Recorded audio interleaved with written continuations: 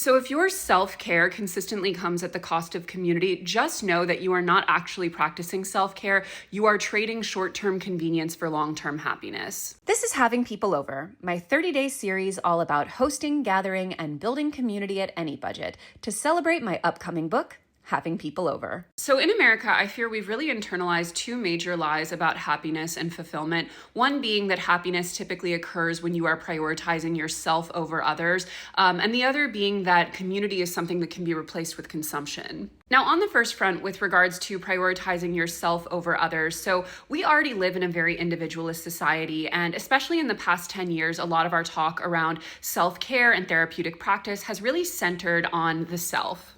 Our limits, our boundaries, our preferences. But what's interesting in the research, and I talk a lot about this in the book, is that it is actually in moments where we are prioritizing others, when we are inconveniencing ourselves in service of a greater community or others' happiness, that we ourselves are actually more happy and fulfilled long term. Like having a sense of community, forming and maintaining strong bonds with people, being able to rely on them and vice versa is literally as important to human health, mental and physical, as like eating good food, exercising, and not smoking. Even something as simple as gift giving, like humans literally derive more long-term happiness and satisfaction from giving a gift than receiving it. Now, this is not to say that you need to maintain community with people who are, for example, abusive to you, but it does mean that if you are looking at doing something for someone else that might temporarily inconvenience or annoy you, the actual act of self-care is usually in overcoming it and doing that thing. And constantly being the person who opts out, doesn't show up, doesn't make an effort, etc., actually hurts you way more in the long term, even if it feels better in the moment. And similarly, especially since the rise of an app for essentially everything, we are learning that consumption can replace community. Not just in the sense of like, I can buy something to replace the feeling of spending quality time with another person who sees, loves, and understands me, although that is also a big problem. But I'm also talking about a phenomenon of we no longer ever have to rely on each other, even for things that might be enjoyable, because we can always outsource a third party to do it. Everything from delivering food to someone who just had a child to picking someone up at the airport. You don't even have to ask your neighbor for a cup of sugar. You can just have it delivered in under 30 minutes. And again, that might seem like an improvement on the individual level, but